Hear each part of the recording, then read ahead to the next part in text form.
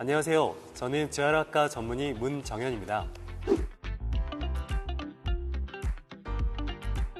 저희 재활학과에서는 주로 뇌졸중 환자분들의 재활치료를 하고 있고, 그 외에도 척손상 환자분들의 재활치료와 수술 후 재활과 같은 근골격계 재활치료를 하고 있습니다. 그리고 통증 환자분들의 재활치료도 함께 진행을 하고 있습니다. 저희 재활치료를 받는 환자분들 중에 많은 수의 환자분들이 뇌졸중 재활치료를 받고 계신데요. 뇌졸중 환자의 재활치료에 대해서 설명을 드릴 텐데요. 어떤 재활치료를 하면 후유증을 최소화할 수 있는지 그 부분에 대해서 저와 함께 알아보도록 하겠습니다.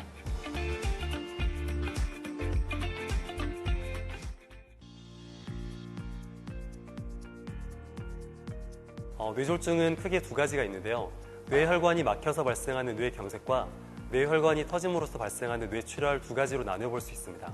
그래서 나타날 수 있는 증상으로는 편측의 마비와 삼킴장애, 언어장애, 인지장애, 보행장애, 그리고 일상생활 동작 수행 능력의 제한과 같은 여러 가지 재반 증상들을 동반하는 질환을 뇌졸중이라고 합니다.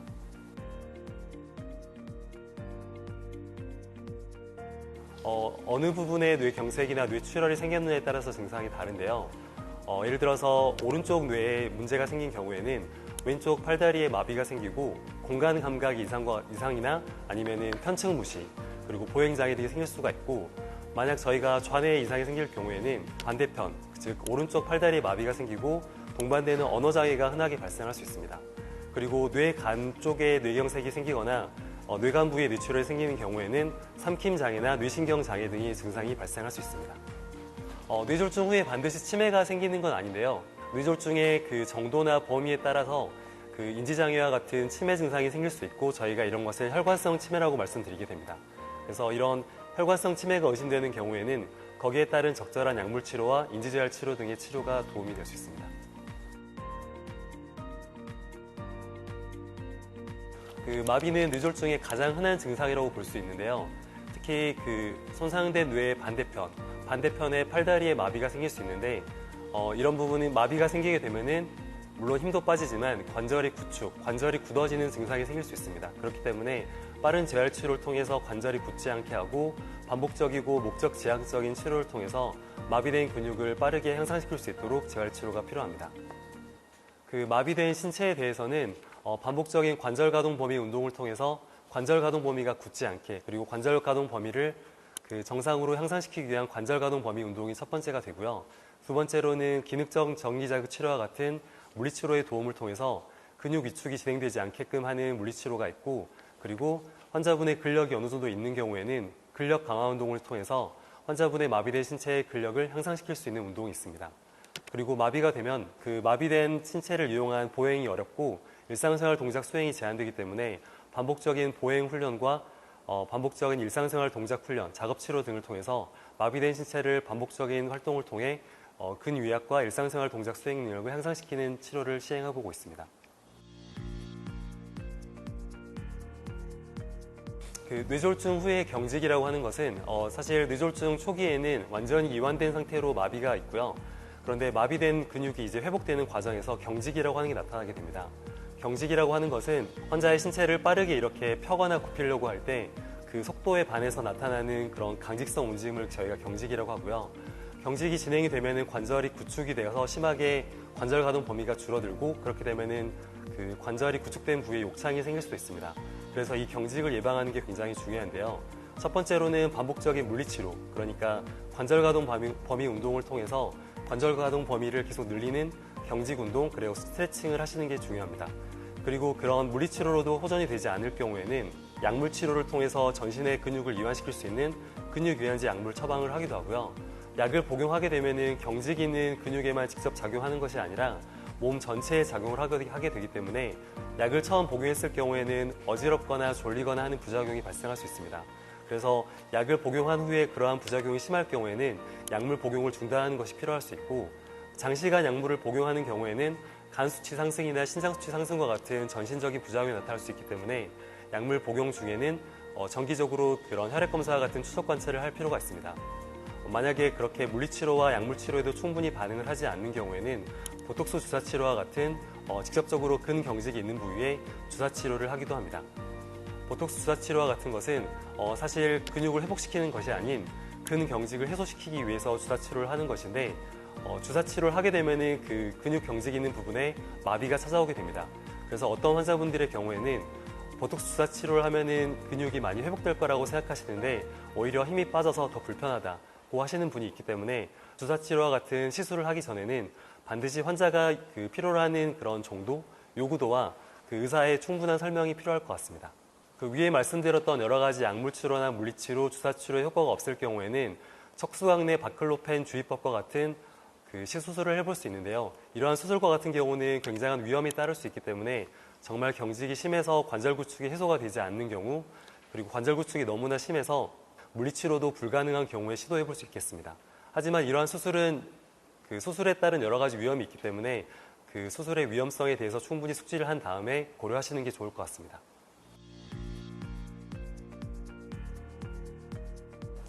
뇌졸중 후에 많은 환자분들이 보행 기능의 장애를 호소하시는데요. 보행 기능의 장애는 단순히 그 마비된 근육 때문에만 나타나는 것이 아니라 실제로 마비는 심하지 않은데도 불구하고 뇌경색 때문에 나타나는 편측의 이제 감각 이상과 균형을 잡는 데 어려움 때문에 실제로 근력이 좋음에도 불구하고 보행을 스스로 잘 하지 못하시는 경우가 있습니다.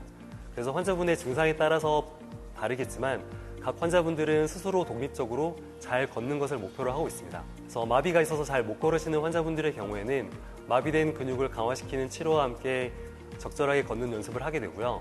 아까 말씀드렸던 균형을 잘 잡지 못하시거나 감각이 저하된 환자분들의 경우에는 감각을 향상시킬 수 있는 훈련과 함께 보행 훈련을 지속하고 있습니다. 그리고 보행이 어려우신 분들 같은 경우는 지팡이나 워커와 같은 보행 보조 기구의 도움이 필요할 수 있는데 그러한 보행 보조 기구를 잘 사용할 수 있도록 사용법을 잘 숙지시켜 드리는 훈련도 함께 진행을 하고 있습니다. 보행이 어려우신 환자분들의 경우에는 수동 휠체어를 사용하시게 되는데 보통 이러한 수동 휠체어는 스스로 끌기 어렵기 때문에 보호자분이 수동 휠체어를 밀어주시는 경우가 많습니다. 이러할 때 수동 휠체어를 안전하게 잘 사용하셔야 하는데요. 예를 들어서 경사진 곳에서 수동 휠체어를 밀 경우에는 그 경사 정도가 어느 정도인지를 모르고 하실 경우에는 자칫 경사길에서 넘어질 수 있기 때문에 그러한 부분을 잘 확인하셔야 되고 경사길을 오르거나 내릴 때는 직선으로 쭉 내려가는 것보다는 지그재그로 이동하셔서 각도를 최소화하는 것이 도움이 될 수 있습니다. 환자분들이 휠체어에 앉는 자세에서 그 엉덩이가 쑥 들어가 있지 않고 누워 있거나 아니면 한쪽으로 기울어져 있는 경우가 있는데요. 그렇게 되면은 아무래도 자세가 좋지 않아지고 척추 측만증이랄지 관절 구축이 더 진행될 수 있기 때문에 적절한 자세로 잘 앉아 있을 수 있게 보호자분들께서 잘 교육시켜 주실 필요가 있습니다. 뇌졸중 후에 삼킴장애는 매우 흔하게 발생할 수 있는 증상 중에 하나인데요. 특히나 뇌간에 뇌졸중이 있을 경우에 삼킴장애가 흔하게 발생을 하게 되고 삼킴장애가 있을 경우에는 크게 세 가지 부분에서 삼킴장애를 호소할 수 있는데 첫 번째로는 구강기에서 충분히 음식물을 씹어서 삼키거나 이런 구강기의 움직임이 떨어져 생기는 삼킴장애가 있고 두 번째로는 인두기에서 그러니까 음식물이 식도로 들어왔을 때 기도는 닫히고 식도는 열려야 하는데 그러한 과정이 잘 이루어지지 않음으로써 음식물이 식도로 들어가서 흔히 사례가 걸린다고 말을 하는데요. 그런 사례 걸림이 발생하는 증상이 있습니다. 그래서 환자분이 삼킴장애가 있다고 판단될 때에는 적절한 연화검사를 통해서 어떤 부분에서 삼킴장애가 있는지 적절히 확인해 볼 필요가 있고 거기에 따른 재활치료가 전문적으로 진행되어야 할 필요가 있습니다. 삼킴장애가 있는 환자분들의 경우에는 음식물을 삼킬 때 한쪽으로 많이 흘리거나 그리고 식사를 하는 도중에 자꾸 사례가 걸려서 기침을 하는 증상들이 나타나고요. 그리고 사례가 걸리게 되면 목소리 변화가 나타날 수 있기 때문에 음식물을 삼킨 이후에 목소리가 쉰 목소리가 난다거나 하면은 사례가 걸려서 나타나는 증상이기 때문에 삼킴장애가 있다고 판단해 볼 수가 있습니다. 삼킴장애가 있게 되면은 충분한 영양 섭취가 이루어지지 않기 때문에 아무래도 그 환자분의 근육이 더 쉽게 위축이 될 수가 있고요. 그러면은 환자분의 보행이랄지 재활치료에 많은 방해가 되기 때문에 충분한 영양 섭취가 중요합니다. 그래서 삼킴장애가 있는지 없는지를 반드시 잘 판단해보고 거기에 따른 적절한 재활치료가 필요하다고 생각합니다.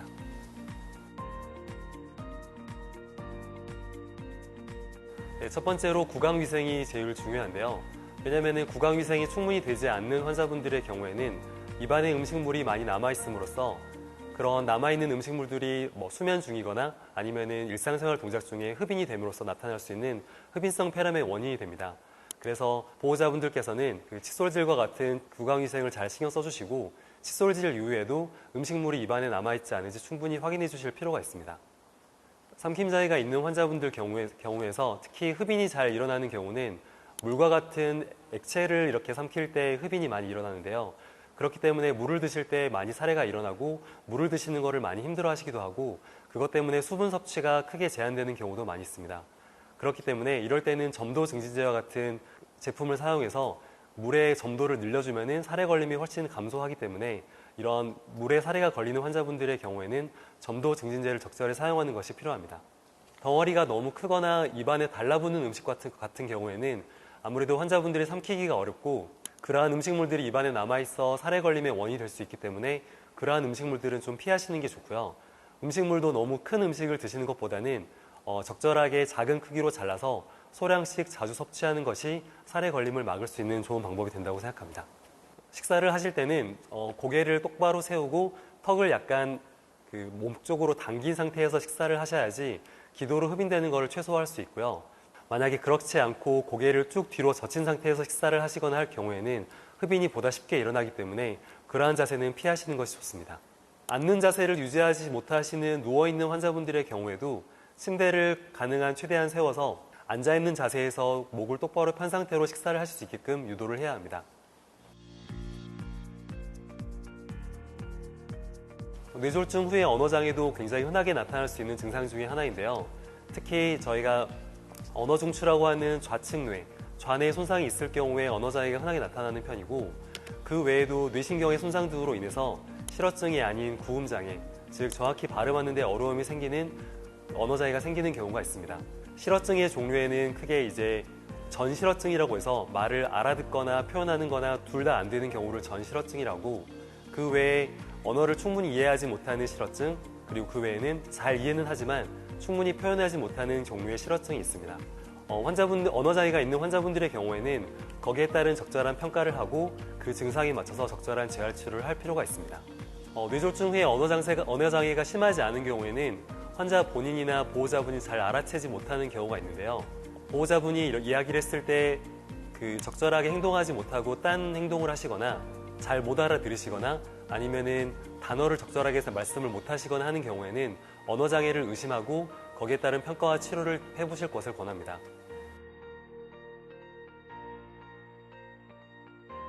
언어장애가 있는 환자분들의 경우에는 병원에 있는 언어치료사와 함께 언어치료를 진행하게 되는데요.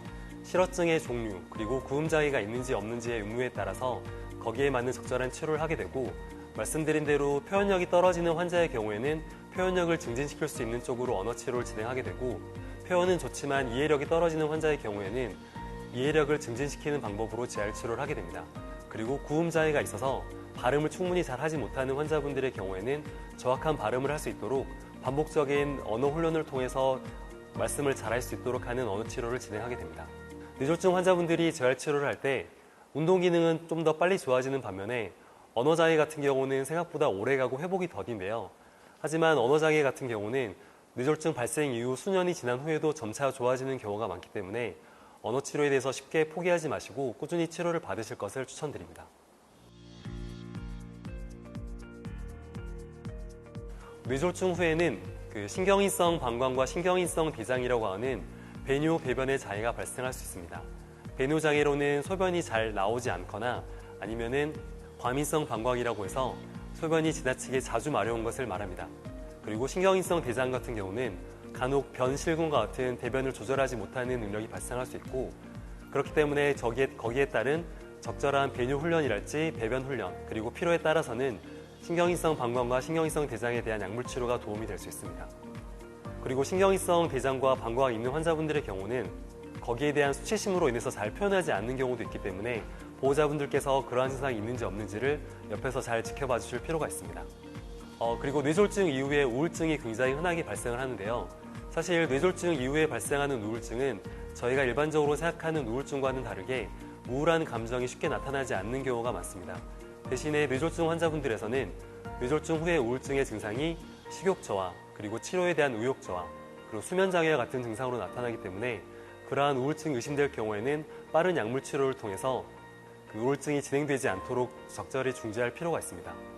그리고 이러한 우울증 치료를 적절하게 했을 경우에는 환자분의 재활치료로 인한 회복 가능성도 높아지기 때문에 빠른 치료가 필요하다고 생각합니다. 환자분들 중에 그 팔다리에 마비가 있게 되면은 다리의 근력, 다리의 마비는 빠르게 좀 회복되는 편입니다. 아무래도 보행을 하다 보면은 양쪽 다리를 쓰게 되기 때문에 다리의 회복은 빠른 편인데, 손 기능과 같은 경우는 매우 복잡한 기능을 가지고 있어서 회복하는 데 많은 시간이 걸리는 것이 사실이고, 그것 때문에 환자분들께서 재활치료를 열심히 함에도 불구하고 회복이 더딜 경우에는 쉽게 포기하시는 경우가 많이 있습니다. 하지만 적극적인 재활치료를 통해 예를 들어서 3, 4년 이상, 5년 이상 꾸준히 손 치료를 하시는 환자분들 중에 처음에 재활치료 시작할 때는 마비가 무척 심해서 물건을 드는 것조차 하지 못했던 분들이 숟가락질이나 젓가락질을 스스로 독립적으로 하시게 되는 경우가 있습니다. 그렇기 때문에 재활치료에 대해서 쉽게 포기하거나 이렇게 공포감을 가지고 그냥 나는 평생 이렇게 살아야 되구나 이런 생각을 하지 마시고 꾸준한 치료를 해보시기를 권합니다.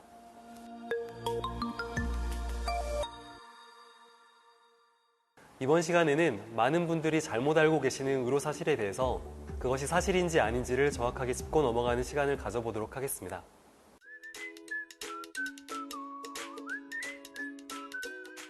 어느 정도는 사실이지만 꼭 나이가 많은 사람들에게서만 발생하는 것은 아닙니다. 뇌졸중의 원인은 사실 혈압, 당뇨, 고지혈증, 담배 등이 원인이 되기 때문에 그러한 성인성 질환 같은 경우는 나이가 많을수록 유병률이 올라가서 나이가 많은 분들에서 뇌졸중이 발생률이 높은 것은 사실입니다.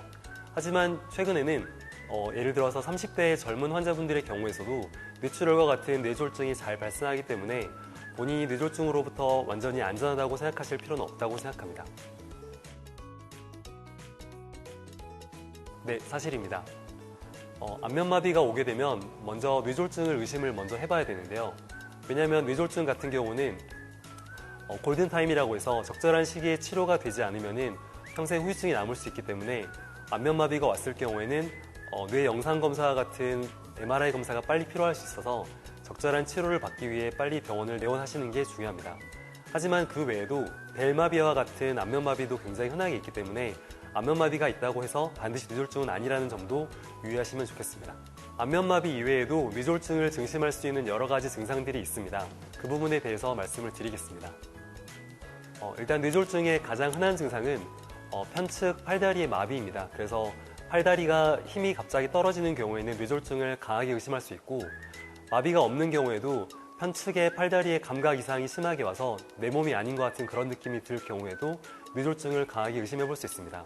그 외에도 장시간 지속되는 두통, 그리고 굉장히 심한 정도로 오래가는 두통과 어지러움증의 경우에도 뇌졸중을 의심해 볼 수 있습니다.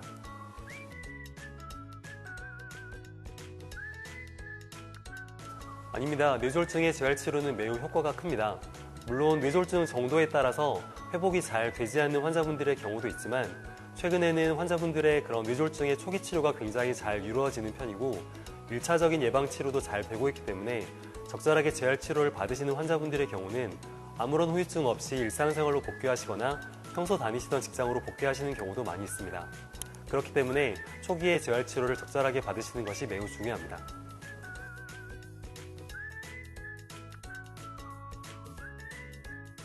아닙니다. 우리나라에서는 뇌졸중 환자분들을 도와주기 위한 여러 가지 혜택들이 있고 계속 그러한 혜택들이 업데이트가 되고 있기 때문에 충분히 알아두실 필요가 있습니다.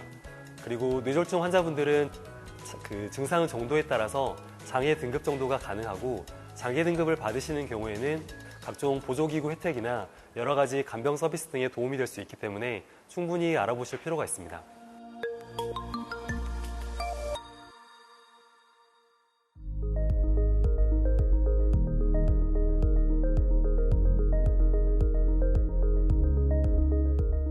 오늘의 건강 프렌즈 마지막 코너입니다. 오늘의 주제를 3가지 키워드를 바탕으로 풀어나가도록 하겠습니다. 첫 번째, 뇌졸중은 도미노와 같다. 어렸을 때 도미노를 가지고 놀이를 해보셨을 텐데요. 도미노 게임 아시죠? 도미노는 이렇게 한번 넘어지게 되면은 남이 일으켜 세우지 않으면 계속 넘어지게 됩니다. 뇌졸중 환자의 경우에도 뇌졸중이 발생해서 이렇게 마비가 생기시고 잘 못 걸으시게 되면은 도미노처럼 넘어져 있는 상황이 되지만, 재활치료를 적절하게 받으시거나 주변에서 적절하게 도움을 주신다고 하면은 충분히 다시 일어서실 수 있습니다. 그래서 뇌졸중은 도미노와 같다는 표현을 적어보았습니다. 뇌졸중 환자의 후유증은 허들이다. 뇌졸중 환자의 후유증을 이겨내기 위해서 재활치료를 받으시는 환자분들은 열심히 재활치료를 함에도 크게 변화가 일어나지 않는 본인의 몸 상태에 대해서 크게 절망하시는 경우가 많이 있습니다. 하지만 뇌졸중 환자의 후유증은 허들처럼 넘어서 극복해야 되는 것이라고 생각합니다. 그래서 크게 변화가 없다고 하더라도 반복적인 재활치료를 통해서 그 이상으로 넘어설 수 있고, 그렇게 되면은 그 전의 기능으로 회복할 수 있기 때문에 허들처럼 이러한 후유증을 넘어서시라는 의미에서 허들이라고 말을 해봤습니다. 그 신경가소성이라고 하는 능력이 있습니다. 신경가소성이라고 하는 것은 신경이 손상된 이후에도 스스로 재배치되거나 새로운 경로를 통해서 이전에 있던 기능이 회복되는 것을 말합니다. 최근의 연구를 통해서 성인의 뇌에서도 뇌 가소성이 충분히 잘 일어나는 것을 확인을 하였습니다. 그래서 저희 뇌졸중 환자분들이 뇌 가소성이 있기 때문에 충분한 재활치료를 통해서 이전의 기능으로 회복이 될 수 있습니다. 뇌신경 재활치료는 의식주입니다. 뇌졸중 환자분들 중에 증상이 심하지 않거나 주변에서 재활치료에 대해서 잘 듣지를 못하셔서 뇌졸중 재활치료가 꼭 필요한가 이렇게 생각하시는 환자분들이 계십니다. 하지만 환자분들의 증상이 경미한 경우에도 충분한 재활치료를 받지 않으시게 되면 점점 약해지는 몸과 자세의 이상, 보행의 이상 등이 나타날 수 있고, 이로 인해서 추후에 통증 등이 발생할 수 있기 때문에 뇌졸중이 증상이 심하지 않다고 하더라도 재활병원을 꼭 방문하셔서 본인의 몸에 어떤 부분이 불편한지를 평가를 받아보시고 거기에 대해서 적절한 치료를 받으시는 것이 반드시 필요하다고 생각합니다.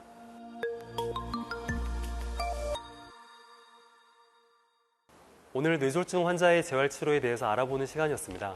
뇌졸중 환자분들에서 어떤 증상이 발생하고 어떤 증상이 나타날 수 있는지 말씀을 드렸고, 거기에 따라서 어떠한 재활치료와 평가가 필요한지 말씀을 드렸습니다. 뇌졸중 환자의 재활치료는 최근 들어서 더 그 중요성이 커지고 있는데요. 증상이 심하지 않거나 후유증이 크지 않다고 하더라도 반드시 적절한 평가와 치료를 받으시길 권합니다. 그리고 환자에 따라서 모두 다르긴 하지만 증상이 심하지 않은 환자분들의 경우에는 적절한 재활치료를 통해서 뇌졸중이 발생하기 이전만큼 회복이 되는 경우도 많이 있고요. 설령 뇌졸중이 굉장히 심해서 장애가 많이 남은 경우에도 적절하게 재활치료를 한 경우에는 그러한 후유증을 최소화할 수 있고, 이로 인해서 뇌졸중 환자의 보호자분들의 그런 간병 요구도를 최대한 낮출 수 있기 때문에 몸에 장애가 많이 남았다고 하더라도 적절한 재활치료를 통해서 간병 요구도를 낮추거나 합병증 예방을 할 수 있기 때문에 거기에 따른 재활치료를 끝까지 포기하지 않고 하실 것을 권합니다. 지금까지 뇌졸중 재활치료에 대해서 설명해드린 재활학과 전문의 문정현 원장이었습니다. 감사합니다.